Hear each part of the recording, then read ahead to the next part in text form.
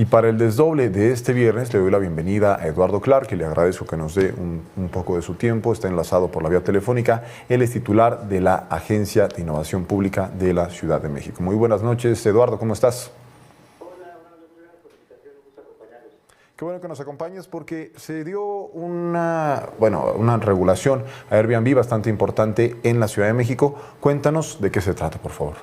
Claro, con muchísimo gusto. Pues justo ayer se publicó, como ya adelantabas, esta reforma a la Ley de Turismo de la Ciudad de México, que da por primera vez un marco regulatorio a los que estamos llamando sistemas de plataformas digitales para estancia turística temporal. Pero dicho para que entienda la gente, son las plataformas como Airbnb, no es la única, pero es la más grande, que en la ciudad hay cerca de entre 25 y 30 mil.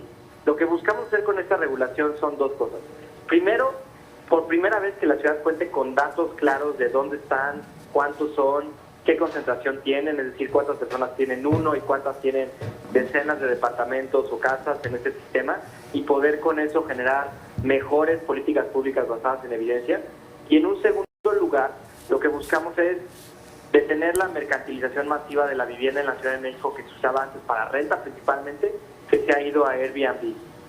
Es un fenómeno que creemos que no significa que muchas personas lo estén haciendo, pero sí hay algunos actores que deslealmente compran 10, 20, 30 departamentos y los ponen en Airbnb.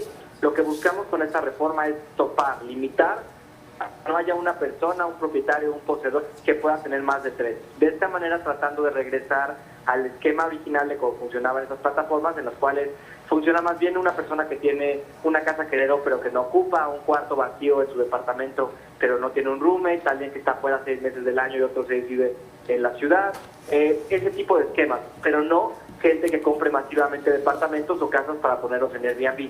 Serían los dos objetivos fundamentales de la reforma, junto con uno tercero, que es dar mayor seguridad a los que se queden en Airbnb a través de obligar a los anfitriones a contar con seguros de responsabilidad civil, así como con una lista básica de responsabilidades en términos de seguridad, higiene y protección civil.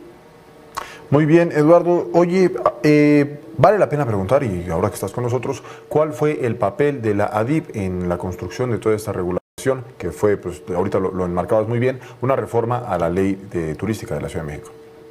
Claro, desde la ADIP lo que hemos venido haciendo es una solicitud que nos hizo el jefe de gobierno desde que llegó en un año pasado, de sentar las bases de la regulación de Airbnb.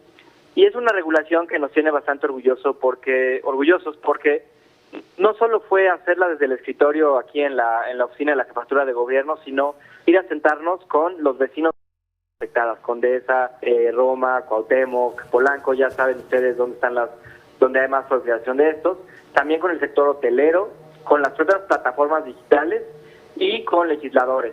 Y de esta manera logramos, por consenso, por unanimidad, incorporar a todas las partes una legislación que no vemos como tal vez la única que se requiere, pero sí como un primer paso para detener ciertas desafortunadas tendencias que tenemos de incremento en los precios de las rentas, de gentrificación, de personas que han tenido que salirse de las colonias donde vivían por el incremento de los precios de la renta. Y no es la única razón, pero Airbnb sí contribuye, y por eso la importancia de esta regulación, que como te digo, fue por consenso y fue aprobada por unanimidad por todas las fuerzas políticas en el Congreso de la Ciudad hace 2 semanas. Excelente. Eduardo, ahorita te presenté como titular de la DIP, pero por acá en YouTube nos pusieron un comentario que qué es la DIP. Vale la pena que, si se puede explicar a qué se dedica la Agencia de Innovación Pública de la Ciudad de México, si nos puedes contar un poquito, por favor. Claro, con muchísimo gusto. Somos una secretaría en el Gobierno de la Ciudad de México encargada de la visión digital de la ciudad. Tal vez por lo que más nos conocen es por los puntos Wi-Fi de la ciudad. Pusimos 34,000 puntos que nos colocan como la ciudad más conectada del mundo, y también entre nuestras responsabilidades más importantes ha sido la digitalización de servicios, trámites, la licencia de conducir digital, los pagos en línea para los trámites, hacer de la ciudad una ciudad mucho más innovadora, pero también orientada a resolver de manera sencilla las necesidades de los usuarios. Entonces supervisamos todo lo que tenga que ver con innovación digital, pero por lo que más nos conocen, y en lo personal fue un rol que me tocó vivir mucho tiempo, fuimos encargados de coordinar el gabinete COVID de la Ciudad de México, entonces nos recordarán por la información de los kioscos de pruebas, de la evolución de la pandemia, y también por la coordinación logística de la vacunación contra el COVID aquí en la ciudad.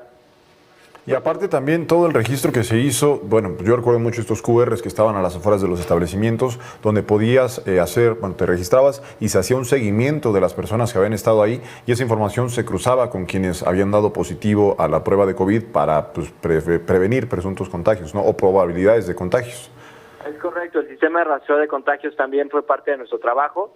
Nosotros somos una creación de la entonces jefa de gobierno, ella lo decidió crear la DIP como una dependencia nueva cuando llegó al gobierno, con el objetivo de ayudar a que todas las dependencias, desde movilidad, seguridad, medio ambiente, tuvieran la manera de utilizar herramientas digitales. Es decir, tenemos una fábrica de software, programadores que han desarrollado cerca de 250 sistemas, que lo que hacemos es ayudar a que las dependencias del gobierno, que resuelven los problemas de los ciudadanos, lo hagan utilizando tecnología y privilegiando que la gente no se desplace de una ventanilla a otra, sino que lo haga desde la comodidad de su hogar o de su celular. Es decir, me imagino que también es todo este tema de la simplificación de los trámites que se han implementado desde la Secretaría de Movilidad, hablando en específico, por ejemplo, del tema de los taxis, también ahí tuvo que ver la ADIP. Es correcto, dentro de la DIP está el área de simplificación administrativa y mejora regulatoria de la ciudad. Cuando llegamos nos encontramos con un catálogo de cerca de 2.100 trámites, 14 requisitos en promedio por trámite y todos prácticamente presenciales. Hoy estamos contentos de decir que 5 años y piquito después le bajamos los trámites a un cuarto, hoy a 515, le bajamos los requisitos a la mitad, son en promedio 7 y cerca del 80% del volumen de trámites de la ciudad que se hacen cada mes se pueden hacer en línea.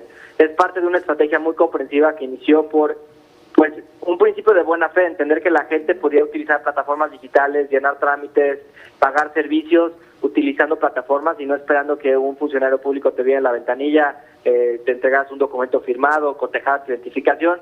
Es decir, transformando, esperamos que sea lo que siente la gente, la relación entre gobierno y ciudadanía. Y nos ha dado resultados. ¿Te acuerdas la última encuesta de calidad gubernamental del INEGI que salió hace como 2 semanas? Somos por bastante la entidad donde más gente usa trámites y servicios digitales del gobierno.